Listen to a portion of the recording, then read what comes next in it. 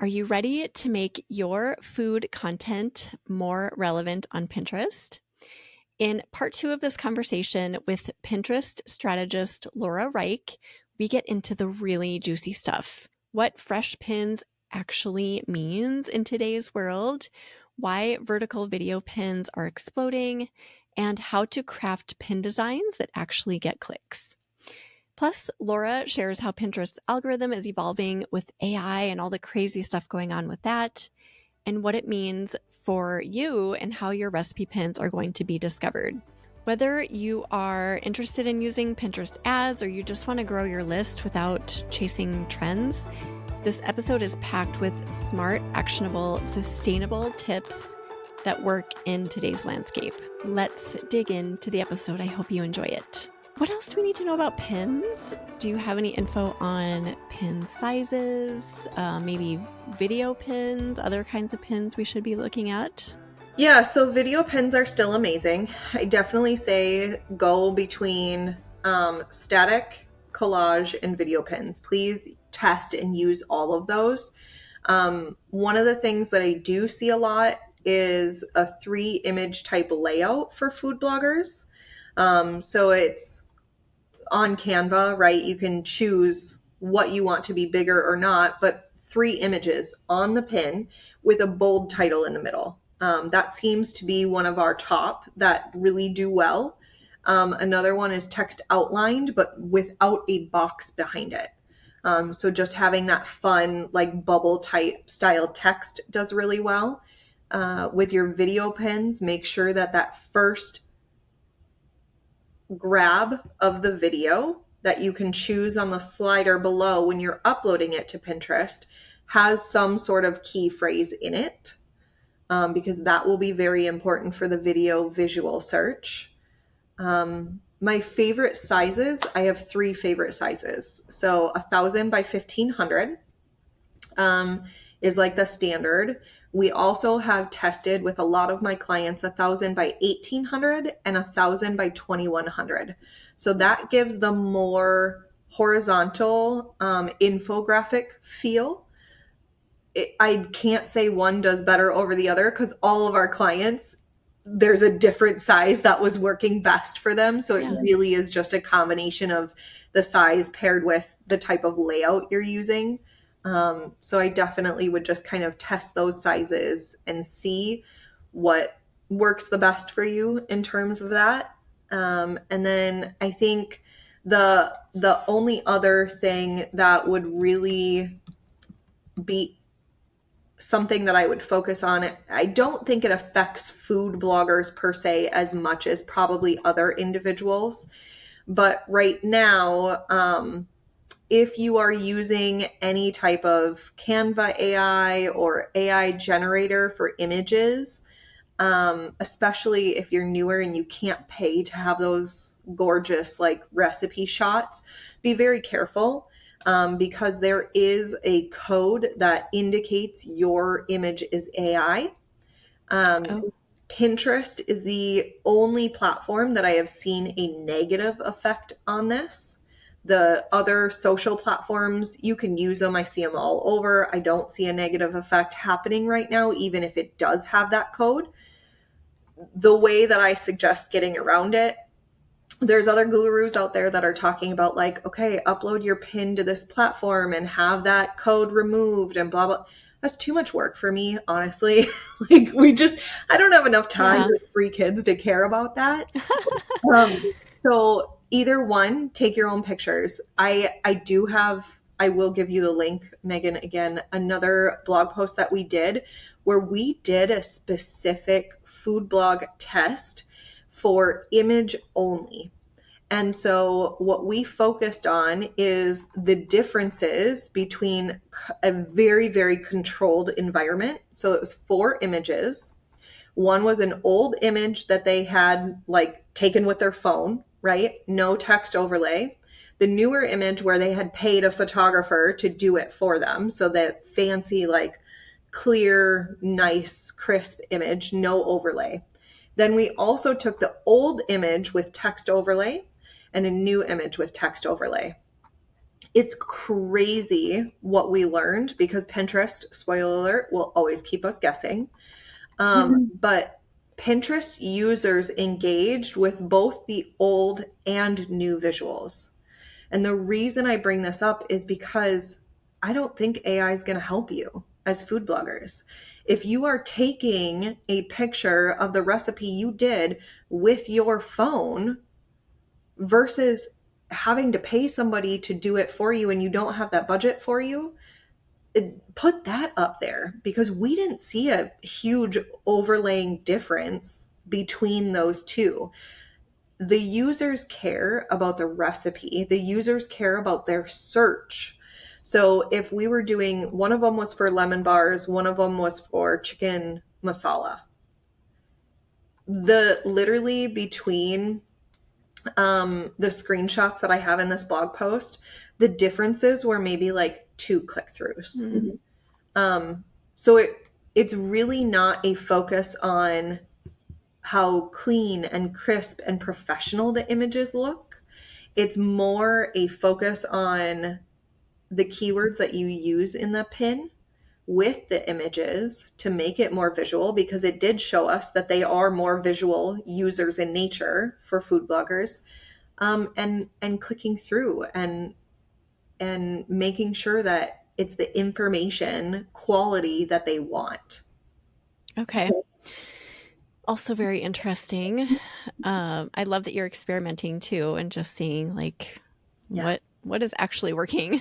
Oh yeah. I'm in the thick of it 24/7. So trust Yeah, when I'm saying these things, it's not because I'm like taking a guess, or like, this is based off of things I've tested, whether it be with my accounts, with permission from client accounts that I manage. Like, this is real stuff that we're trying to weed through for my own sake as well, not just for you right. guys, but also for the clients that I manage, right? Like, I still got to figure it out for them too.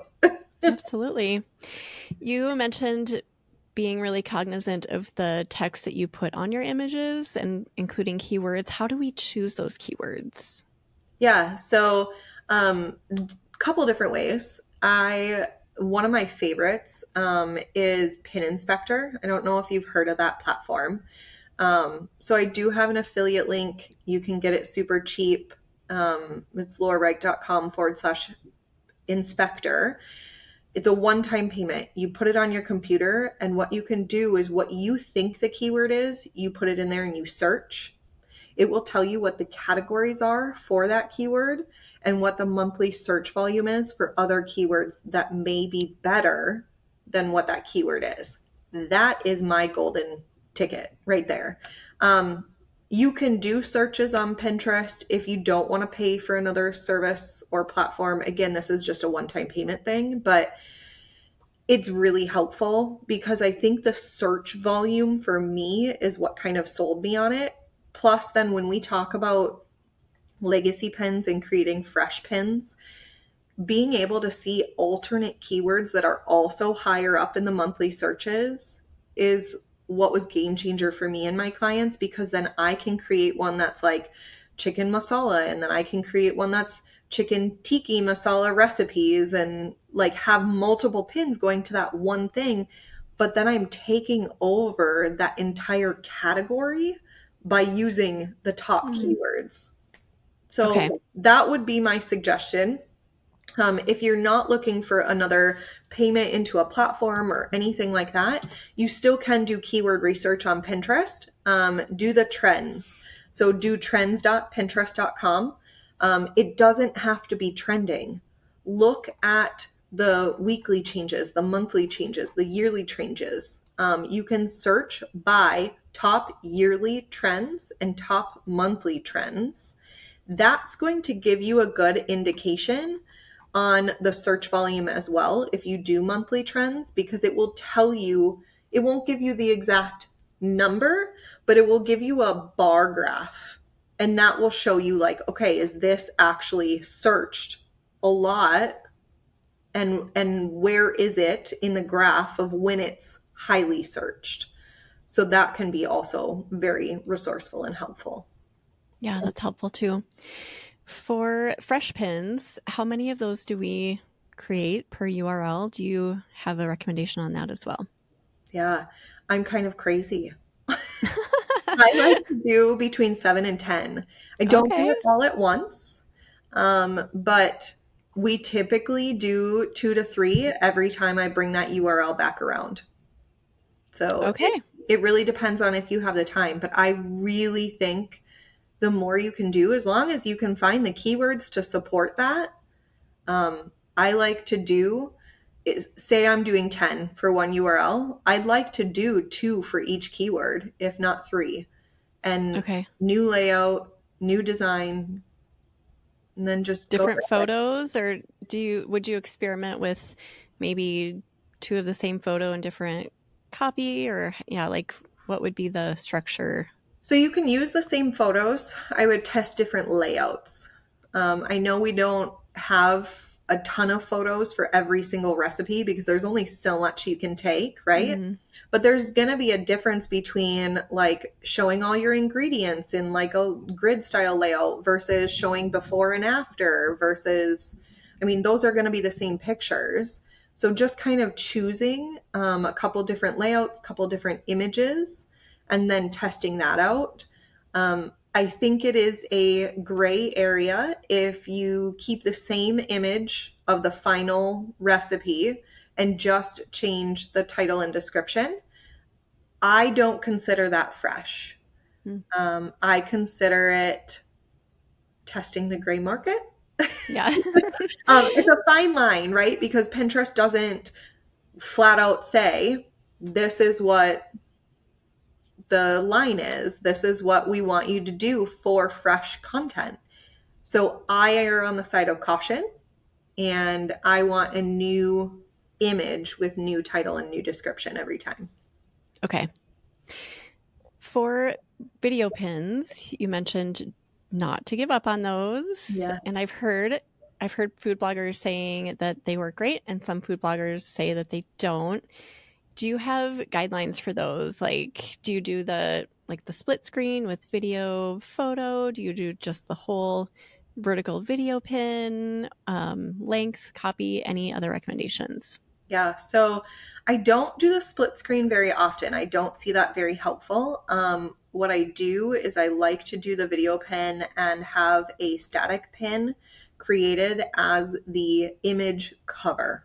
Because then when the computer is doing the search, it's got the pin image. And then the Okay. video plays automatically for people when they find it. So it's very helpful in terms of that regard.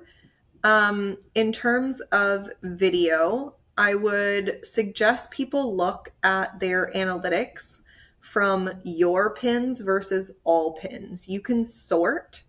All pins means everything you've put on the platform, plus anybody that has repinned that or saved that is what they call it. Your pins is only yours. So if you think your videos are down, sort by your pins. I bet you your impressions and your reach is up because of your video pins. So we kind of do a mix of that. Yes, Pinterest has taught users static pin, click, end up where you want. Video pin is a little bit more nuanced because they have to click on the video pin, then they have to click on the visit website on the side or underneath, depending on where they're at. So there's a couple more clicks that have to happen. However, we have noticed that some of our clients that were either dipping down in outbound clicks or plateauing with their outbound clicks, we increased the video pins that we would schedule out weekly. And I say weekly, not even daily, like going from 1 to 2 to maybe 3 to 5. And it increased our reach, which also then in turn helped our outbound clicks. And so we were kind of able to get out of that stuck plateaued area. Interesting. Okay. So, I mean, they're liking them on some level, so continue to experiment with them. Yeah. Um, and then you also mentioned the collages. So you said experiment with a mixture of static collage and video and Yeah. just tweak as needed. Yeah. And think about it in the terms of like if like I said, if you're going to create you know, awareness, consideration, and purchase, and 2 purchase pins and 2 consideration pins per day, then maybe one of those is a video and one of those is a collage, or maybe a collage and a static, and switch it up. It doesn't have to be like I don't know the word I'm looking for here. It doesn't have to be overly strategized. Mm. It it can just be simple where like, okay, today I'm going to test this and then come back in 2 weeks and check it, and then again in 4 weeks. And that's the thing that we did with that case study for the blog post is we actually tested for 90 days, but we took screenshots and looked at it every 2 weeks to see the differences in things. So it's Okay. really, the platform really loves the ability for people to be open and testing. Okay. Uh, so the 7 to 10 pins you mentioned earlier, fresh pins per Yeah. URL, how would you spread those out and over time? I know this is probably another question you get a lot. Yeah. Because people want a structure, right? They want like a map. Like here's exactly the number of pins you need to make per URL, and then here's your map for spreading them out. Or does it just depend on that too? I mean, yes and no. What I'll say is if you want a pretty nice laid out map, come talk to me. I will give you a pretty nice laid out map. I help people in my coaching group with their monthly map. Um, I think what it's going to depend on heavily is, has that URL been pushed out to Pinterest before? Is it new content that you have, or is it something you've pinned before? Because the interval between when you can share that URL is going to be shorter if it's brand new content and longer if it's Mm, been placed on the platform before. So, both scenarios, you can have an interval and you can do it. A generalized scenario, I would say 3 to 5 days for new content, and 7 to 14 days for content that's already been on the platform. That's very like loose and general. There are times where I will tell a client, this is what you want to push, and this is trending now. So you're going to put one out every 2 days. And again, that's really going to depend on what the goal is for that 30, 60, 90 days, right? And so hopefully 3 to 5 for new and 7 to 14 for old refreshed content is helpful for those who like that map. If not, like I said, reach out to me and just let me know. And I can help you kind of figure it out with what your goals are, because it's really going to be dependent on like what you specifically want to achieve from the platform, because everybody's goals are slightly different. Is it okay to use other schedulers? I know for a while it was like, no, you have to use Pinterest scheduler, you have to use Tailwind. Anything else is going to send a weird message to Pinterest that you suck or whatever. Yeah. What are your thoughts on all of that? I love this question so much. The record needs to be set straight. No longer do we care about approved schedulers. Pinterest opened up their API. So as long as the scheduler you are using has the ability to schedule to Pinterest and they are using the open API source code, you're good to go. The caveat that I will say to that is not all schedulers are created equal. So my still top 2 favorites are Tailwind and Metricool. Planoly is a runner-up, and that is because of the way that you can interval schedule. You can choose specific board lists or boards to schedule at once. If you go to Canva or like I'm on Go High Level and they have it, like if you do those things, you have to schedule that one pin to that one board at one date and then come back and be like, okay, when can this go to the next board? And they don't make it streamlined for Mm. you. So that is my only caveat. If you're already on Go High Level, if you already pay for Canva, like whatever it is that you are using budget wise, use it. You're not going to get like shadow banned or deprioritized or any of those other words out there that people use. It's false marketing, it's scare tactics. And what I've learned, hot tip, is that I will be the first to say it. I was wrong. I used to say you have to do approved schedulers. And like I wrote this huge long blog post on what are approved, what are not approved years ago. Um, Word on the street, I do not have this verified, is that it was a pay to play. And so the approved schedulers were paying to be an approved scheduler because then Oh, they were getting kickbacks and certain parameters that they could include in their scheduler to know and then have direct contact and have meetings with them. And so, yes, it was beneficial, but it was something that was not publicly available unless you paid for it, is what I've heard. So, again, take that with a grain of salt. I was wrong back then. I have changed my ways. big of you to acknowledge that. A lot Yeah, of I mean, experts would never say that, so I really appreciate that. of course. Because things evolve, right? And we learn new things and new ideas come out, and yeah. 100%. Um, So but yeah, as long that's as it can schedule to Pinterest, you can use it. okay. That's great news, I think, for a lot of people. Yeah. You mentioned AI. Definitely stay away from using AI images. What about AI copy? So, using AI to formulate descriptions and that sort of thing. Yeah, I think it's okay. I think there's a time and place for it. I use it and teach it in my coaching groups. We use it for more market research and seeing what the nuances are from other pinners in that same space, just like you would if you were a digital marketer or a service-based business owner, right? You do market research. You don't copy, you don't poach, you don't do things like that. So use it for good, right? We are still the most imaginative, brilliant minds of our own websites. And so I want AI to be a useful tool, not to be a crutch.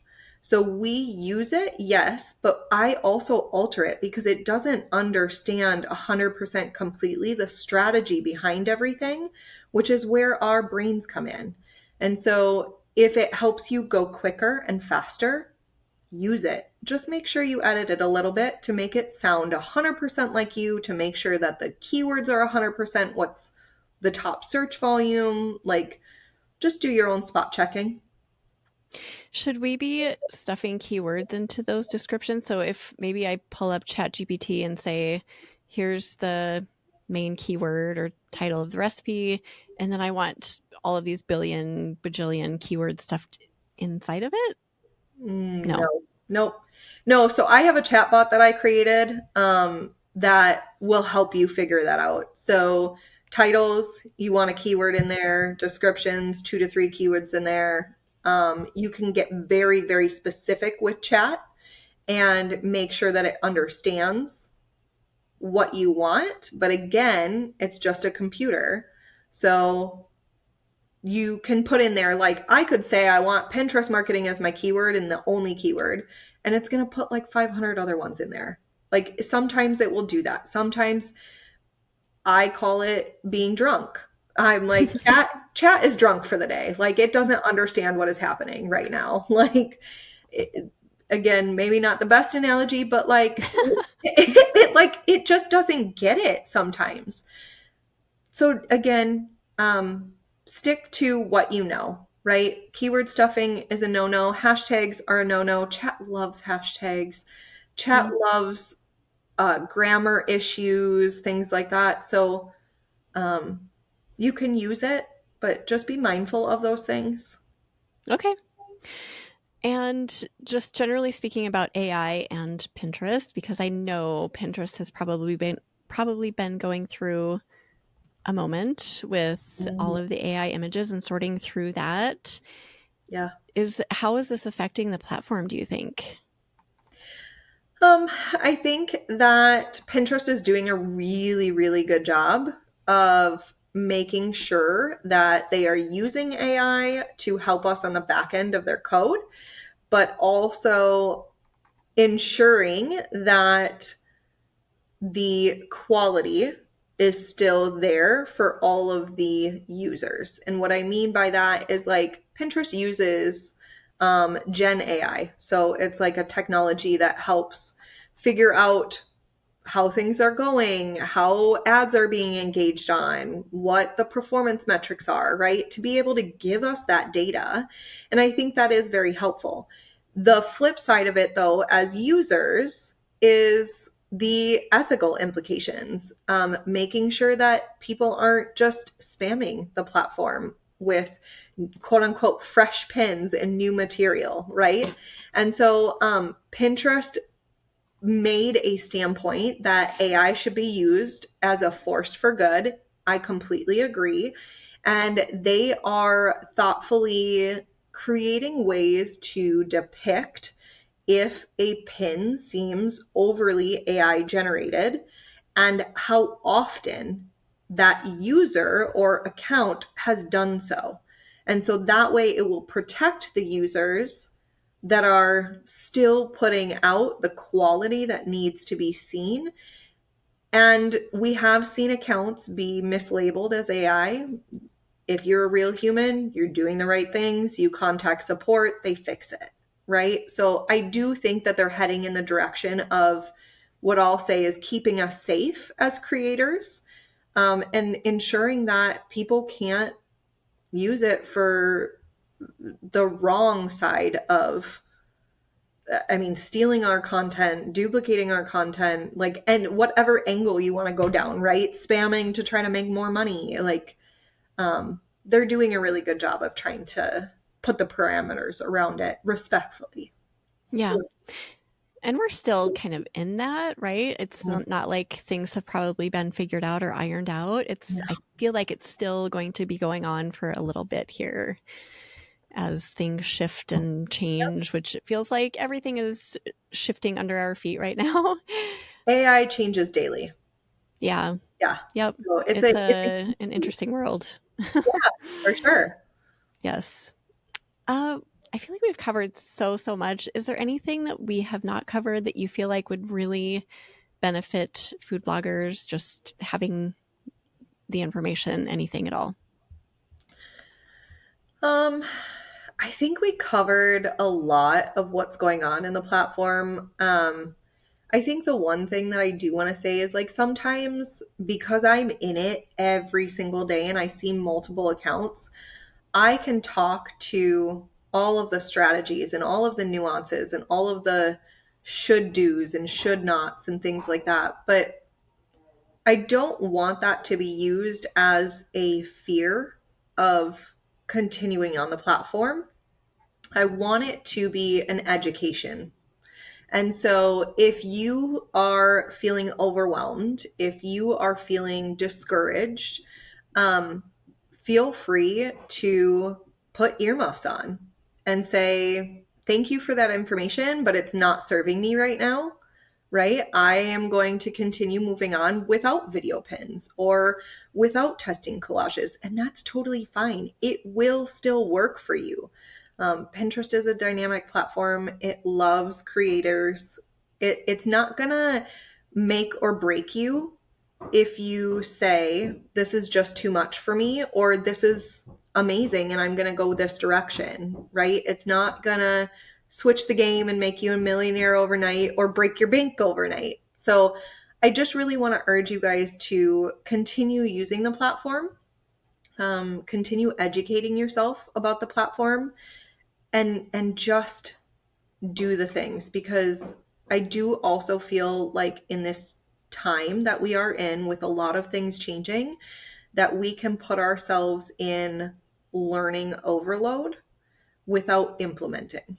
And I really want you guys to continue to implement. If that means from today you're like, okay, my legacy pins are dying, I'm going to start creating more than just one pin per blog post, please take and run with that, right? It can be as simple as that. And that's really just my whole like plea to everybody listening is Pinterest is still alive. Pinterest is still thriving.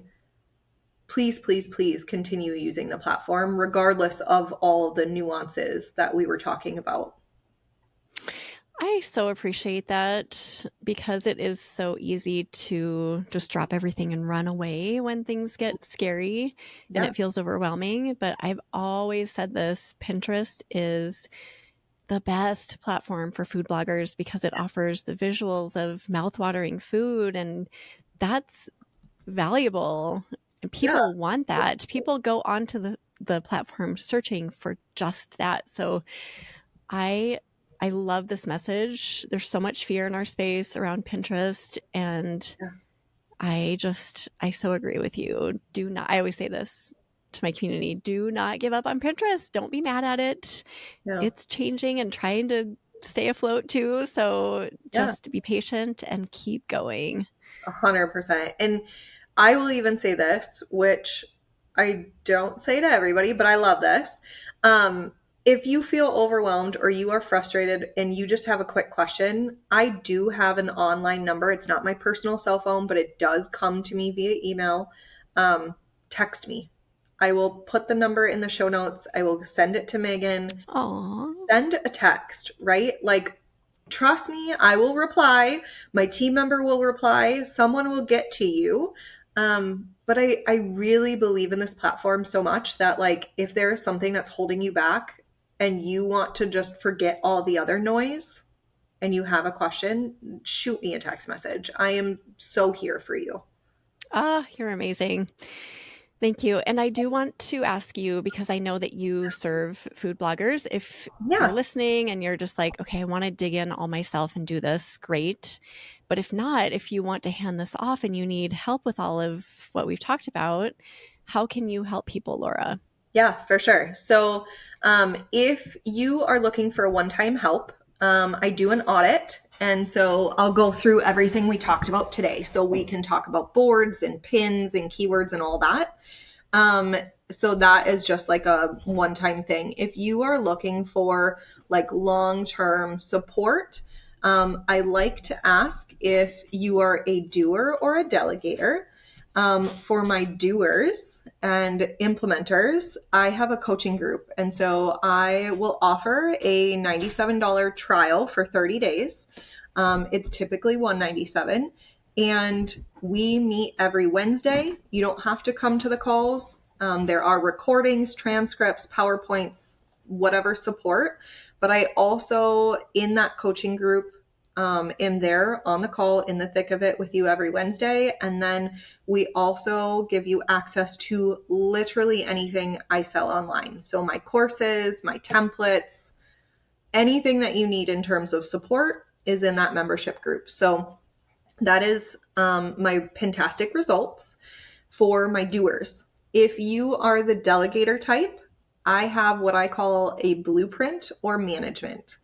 If you have a team member or VA or someone that can implement for you, I literally do everything but the implementation and put it into what we call a CEO dashboard for you. So I will give you the keywords, the titles, the descriptions, the templates, videos on how to schedule for that month, like everything you need. You can literally hand that off, or I can give it to your VA. And they implement for you. So you can sit back and be the boss babe that you are, right? And watch it just work. Because I will look at the analytics month over month and keep handing your VA or team member this report. Um, if you are on your own and you are a solopreneur, I also love you guys as well. And I do full management for you. So I handle everything. I give you a report every week and every month. And then I also go, I don't know anybody else doing this, but I also go in and look at the trends for 90 days out and give you content gaps. So if you are in the mode of creating new content or new roundups or new things like that, I give you a heads up on what's trending and what's coming up and ways that we could fill that gap and ideas that I have based on what would be beneficial for Google and Pinterest.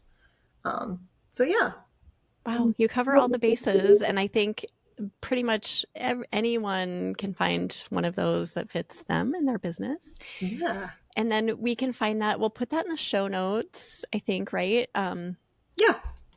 Otherwise, just go to your website, and I'm assuming people can find you there as well. Yep, I can give you the links. And yes, my website has everything on there too. So, Okay, that's great. Can people find you obviously on your website? Are you active on social media as well? I am. Yeah. So, everything you can look up is Laura Rike, Laurarike. My agency is also called Simply Fantastic. And so, those are the two things everywhere online that you guys can find me. Awesome. Well, thank you. We really appreciate you and all of the value you shared today so much. Yeah. We love Pinterest experts more than you know, and just appreciate you. And thank you for listening, food bloggers. I'll see you next time. Thank you so much for watching. If you enjoyed this topic, be sure to watch the video shown on the screen. See you next time.